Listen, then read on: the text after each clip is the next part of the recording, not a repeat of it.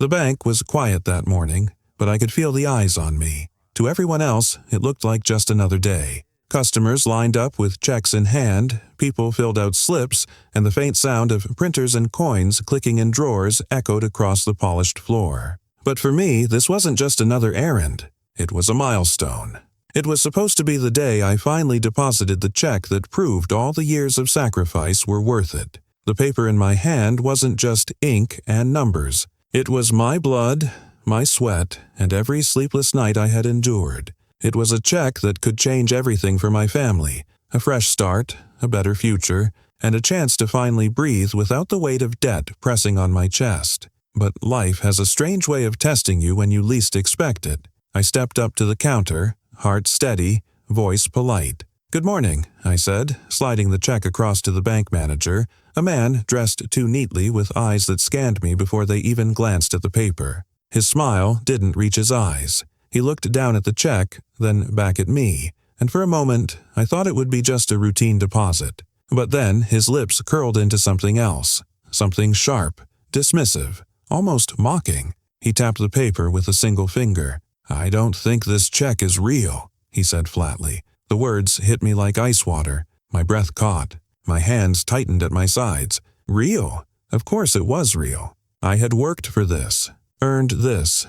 There was no fraud, no trick. But he didn't see me. He didn't see my effort, my struggle, or my story. He saw something else, something he had already decided about me before I even walked in. The lobby felt colder. The people around me seemed to vanish, though I knew they were watching. My ears burnt with shame, but inside, something else sparked, something stronger than humiliation. It was the quiet birth of fury, and in that moment, I made a silent promise. If he thought he could bury me with his arrogance, he had no idea what storm he had just invited into his life. This wasn't the end of my story. No, this was only the beginning. His name was Marcus. To some, he was just another man standing in line that morning. But if you knew his story, you'd understand why that single check in his hand was far more than paper. Marcus had spent years climbing uphill with nothing but grit and determination. He grew up in a small neighborhood where opportunity rarely knocked and where hard work didn't always guarantee reward. His childhood was marked by struggle, nights when the fridge was nearly empty, mornings when he walked to school with shoes that had seen better days. But even then, he carried a quiet fire inside him. A belief that life could be better if only he kept moving forward. After high school, he worked whatever jobs he could find. Warehouse shifts that broke his back, late nights stocking shelves, side hustles fixing old cars for neighbors. Nothing glamorous, nothing that came easy, but every dollar he earned carried a promise that one day his children wouldn't have to live the way he did, and slowly, painfully, the pieces began to fall into place. Years of saving, of hustling, of sacrifice. And finally, Marcus landed a contract that changed everything. It wasn't handed to him. He fought for it. He proved himself. The company trusted his skills, his persistence, and his reliability. And when the project was done, they handed him that check, the largest he had ever seen in his life. To Marcus, it wasn't just money. It was proof. Proof that he was more than his past. Proof that his grind meant something. Proof that his children could look at him and see possibility instead of limitation. That's why, on that quiet morning, Marcus didn't just walk into a bank. He walked in with pride, with dignity. He walked in believing the world had finally recognized his worth, but the manager behind the counter didn't see that. He didn't ask about Marcus's story. He didn't care about the sleepless nights, the sacrifices, or the history written into every crease of Marcus's hands. He saw only what he wanted to see. "This check looks suspicious," the manager said again, this time louder, letting the words hang in the air for everyone nearby to hear. A few heads turned. A mother with her child glanced over. A man waiting in line shifted uncomfortably, pretending not to notice but listening all the same. Marcus's heart sank.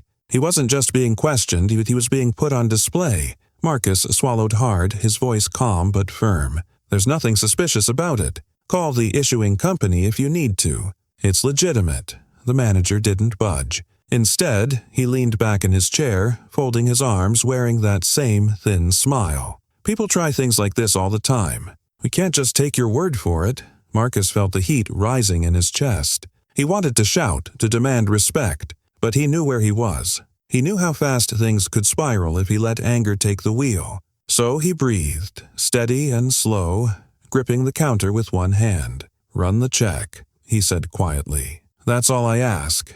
The manager tapped the check against the counter as though the paper itself offended him. Then, instead of moving to process it, he raised his voice again. "Sir, I could call the authorities right now. Do you understand? Presenting fraudulent documents is a crime."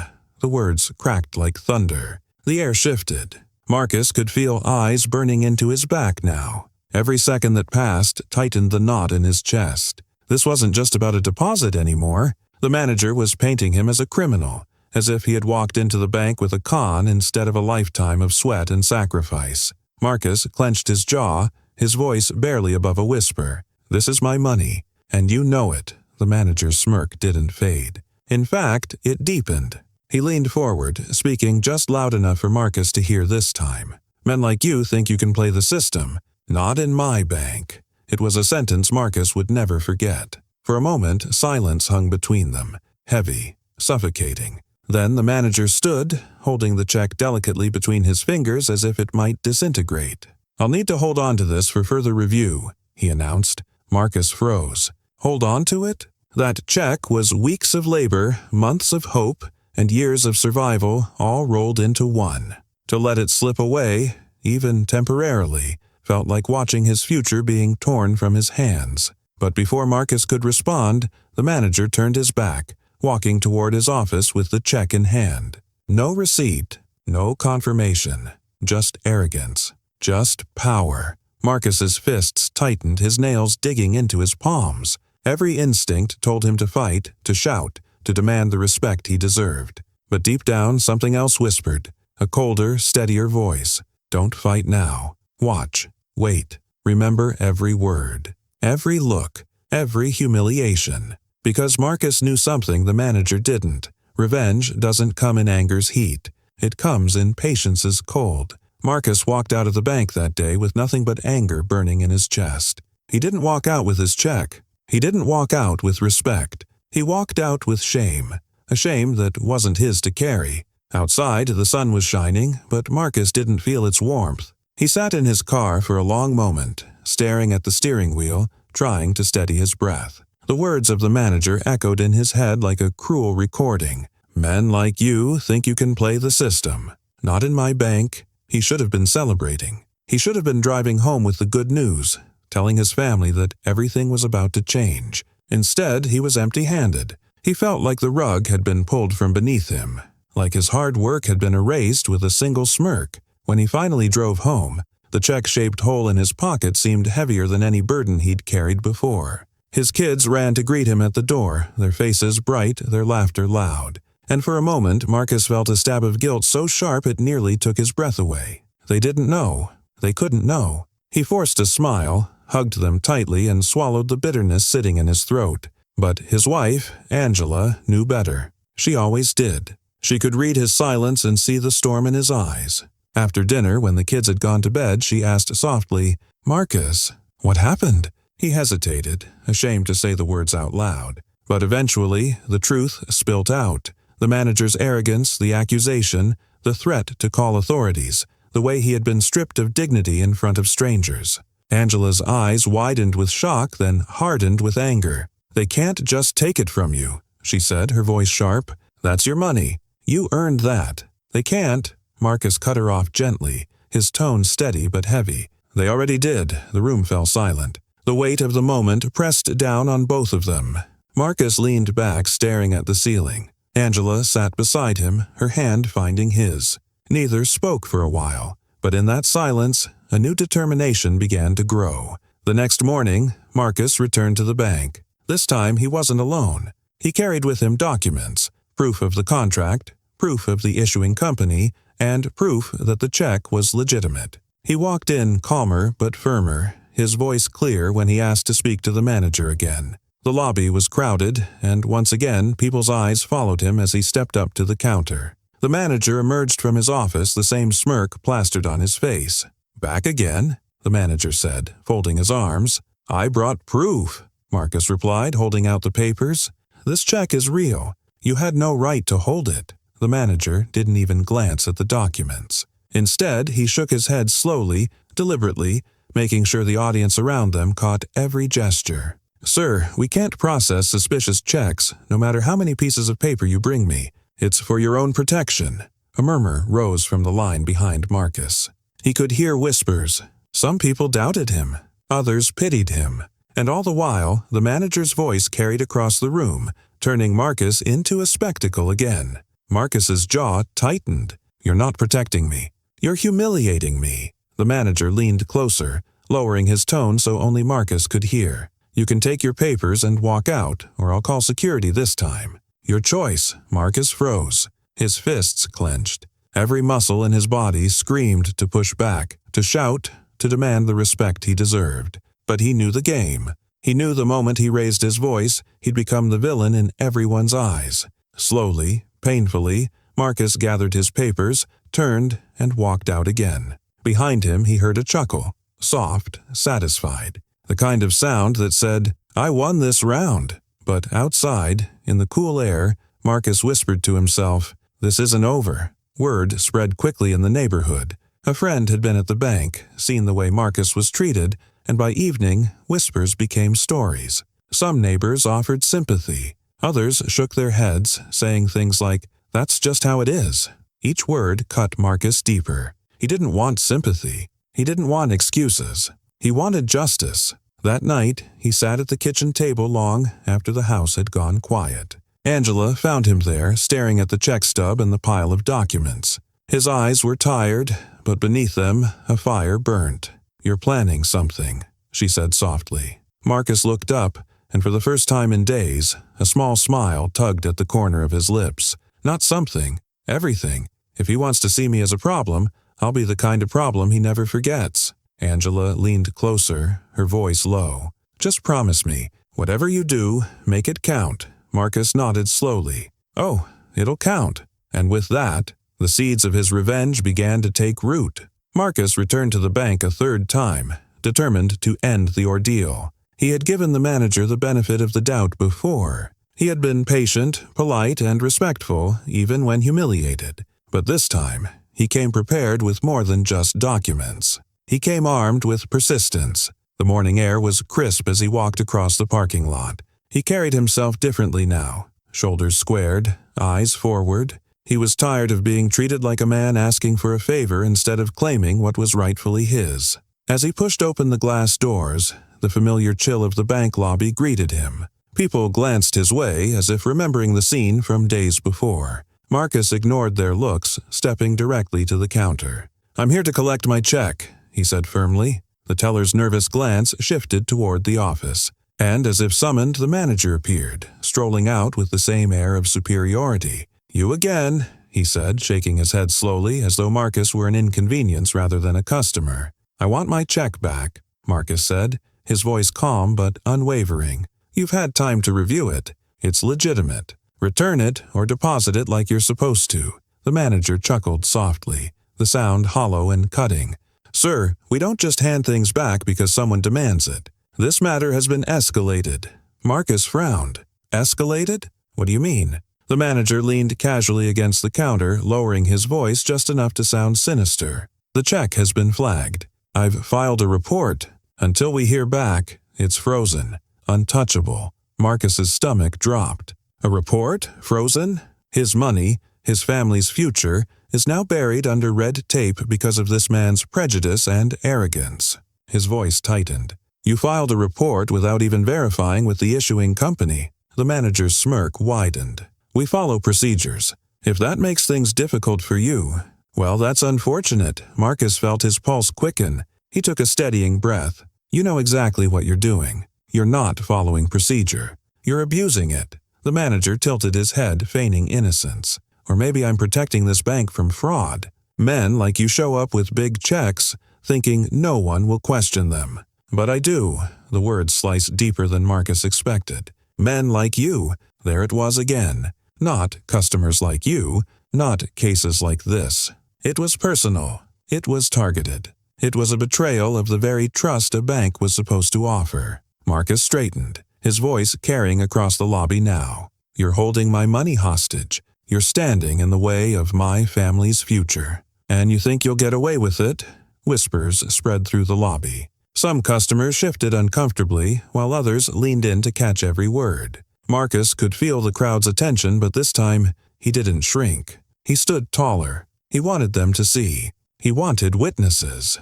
The manager's smirk faltered just for a second. Then, regaining his composure, he raised his hand. "Security!" he called out, his voice sharp.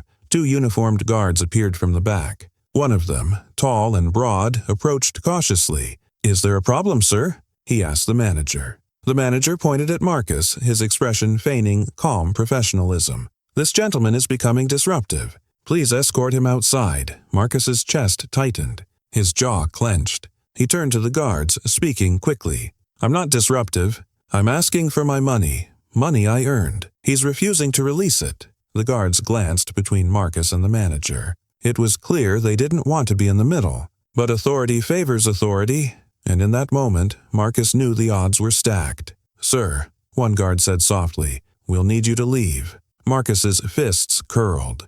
Every fiber of his being screamed to fight, to resist, to demand justice right then and there. But another voice spoke louder, the voice of patience, the same voice that had whispered to him days earlier. "Not now, not like this. Watch, wait, remember." He exhaled slowly, lifting his chin. "This isn't over," he said, his voice calm but filled with steel. Then he turned, walking toward the doors. His steps were steady, deliberate, echoing through the lobby. As he reached the glass doors, he glanced back. The manager stood tall, arms crossed, his smirk restored. He thought he had won. He thought Marcus was defeated. But what he didn't see was the quiet determination etched into Marcus's face. Outside, Marcus sat in his car, gripping the steering wheel until his knuckles whitened. He felt the sting of betrayal more deeply than ever. This wasn't just about humiliation now. This wasn't just about disrespect. The manager had crossed a line. He had taken what was not his, using power and procedure as weapons, and Marcus realized something in that moment, something that would shape every step he took from then on. When people betray you this deeply, you don't fight them on their terms. You find a way to make the whole world see them for who they really are. That thought hardened into resolve. The betrayal cut deep, yes, but in its place grew something far stronger than anger. A plan. Marcus didn't sleep that night. He sat at the kitchen table long after everyone else had gone to bed, the dim light of a single lamp casting shadows across his face. Before him lay a mess of papers, contracts, receipts, and proof of the check's legitimacy. To most people, they were just documents. But to Marcus, they were weapons, the very tools that would bring the truth to light. Angela padded into the kitchen in her robe, rubbing her eyes. "You're still up," she murmured, glancing at the pile of papers. Marcus didn't look up. His voice was calm, almost too calm. "I can't let this go. If I do, he wins. And if he wins, it tells every man like me that we're powerless. I won't let him write that story." Angela leaned against the counter, arms folded. She studied him carefully, then nodded. "So, what's the plan?" Marcus exhaled slowly, his eyes narrowing. "First I gather proof. Not just that the check is real. Proof that he targeted me, that he abused his authority. Then I make sure it doesn't just reach his desk or his boss's desk. I make sure the whole world sees it." Angela's lips curved into a faint smile. "Expose him. Expose him," Marcus repeated, his voice firm.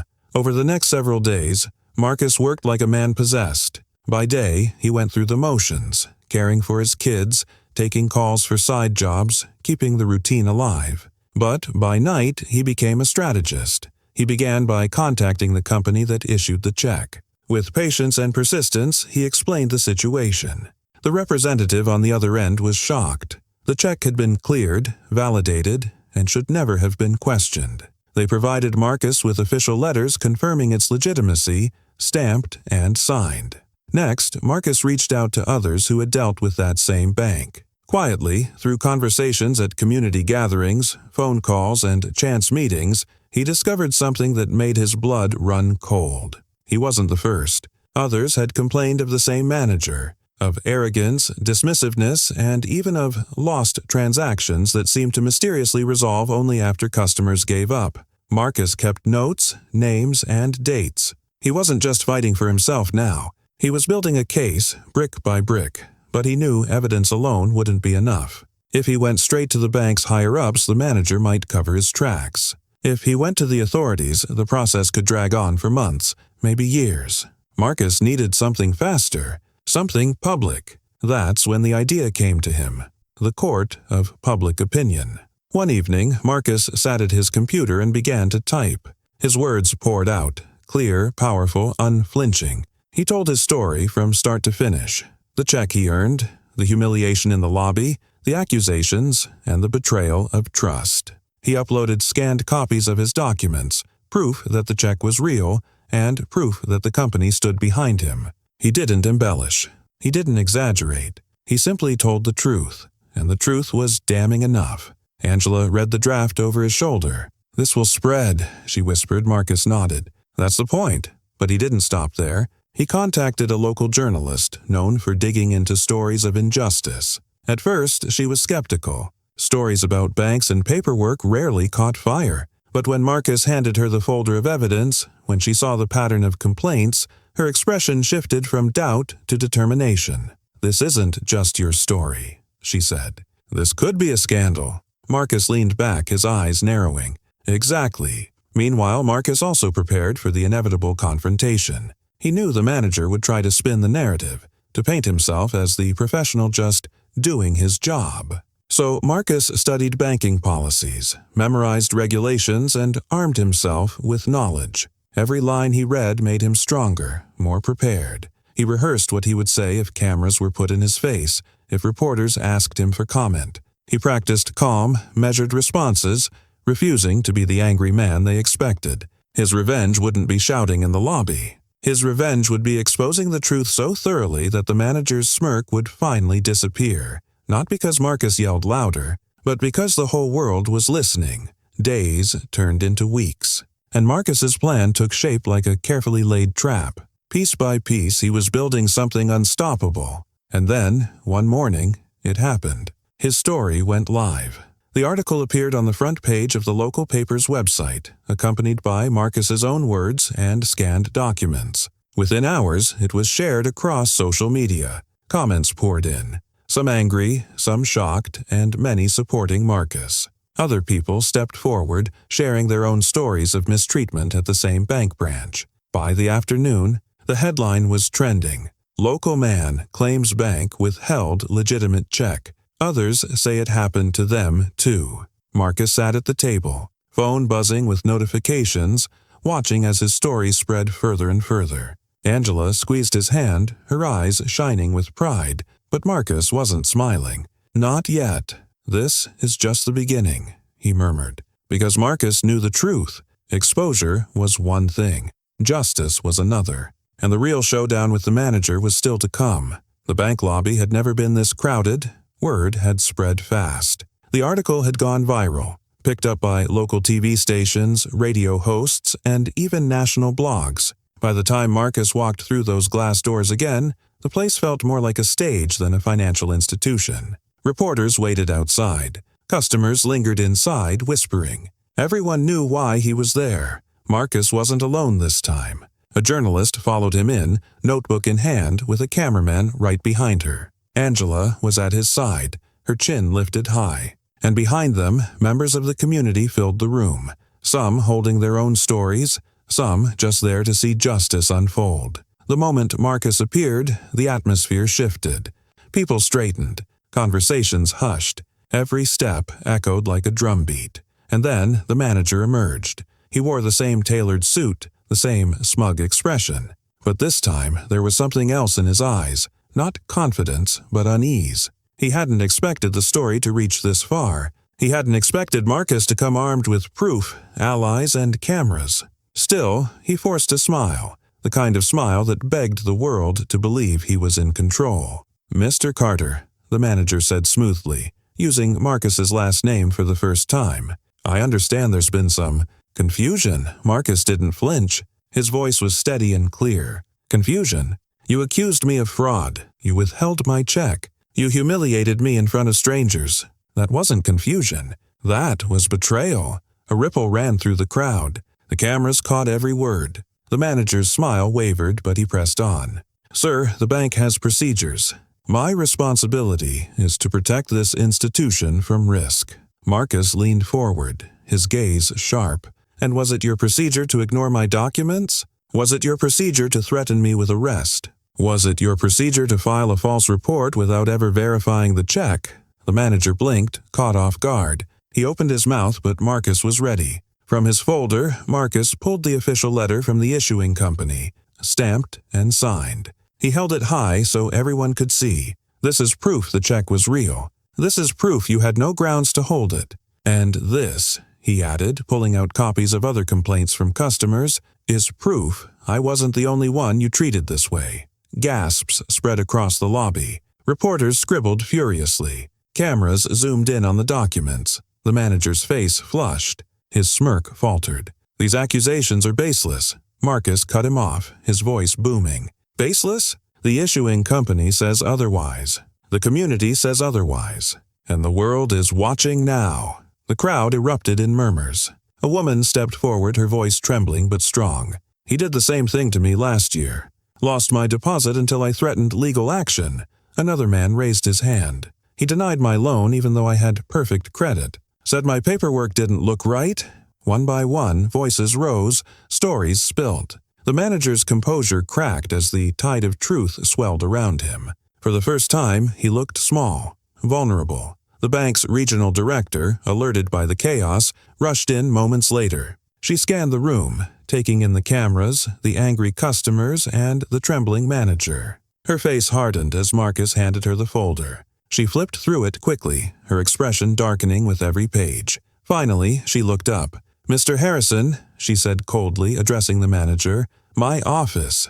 Now." The manager's mouth opened to protest, but the director's glare silenced him. Shoulders stiff, he turned and followed her toward the back. His smirk was gone. Marcus stood tall, the weight of weeks of humiliation lifting off his shoulders. He had come into this bank broken, doubted, betrayed. But now, the truth had broken through louder than any denial. The journalist turned to him, microphone raised.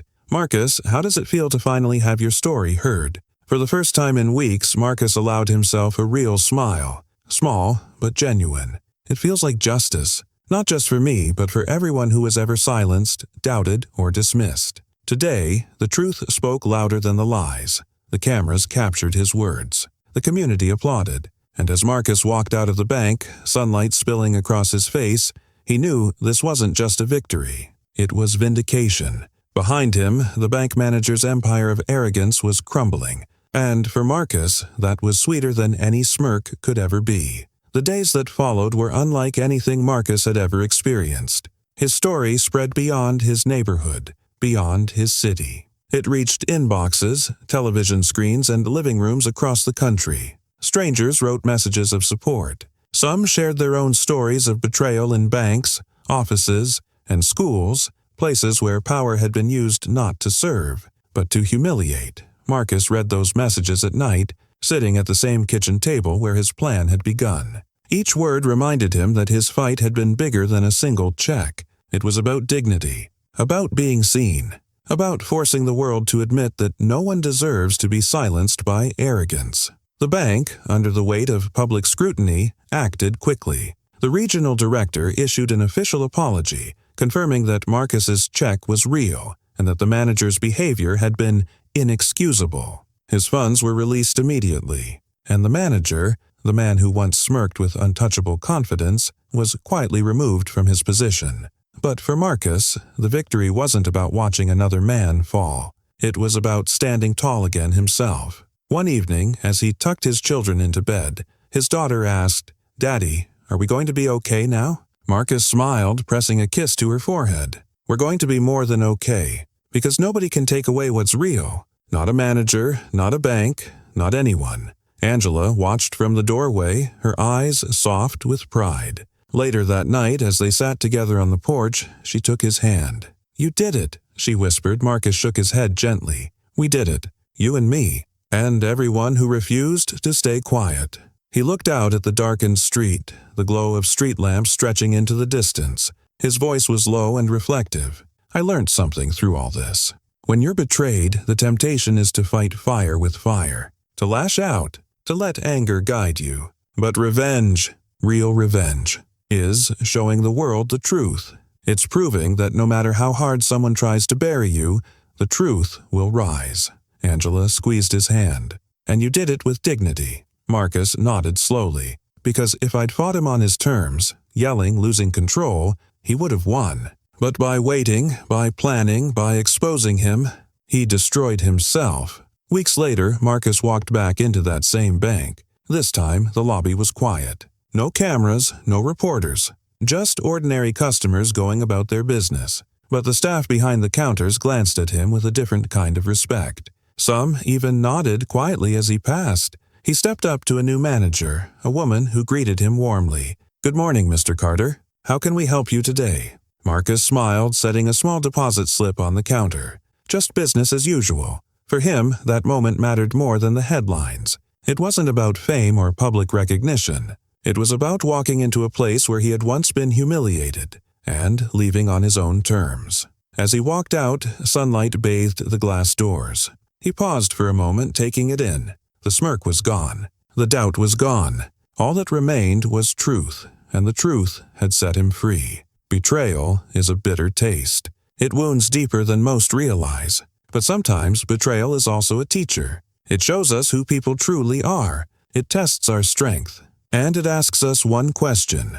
Will we respond with rage that burns out quickly, or with patience that builds into something unstoppable? Marcus's story teaches us this.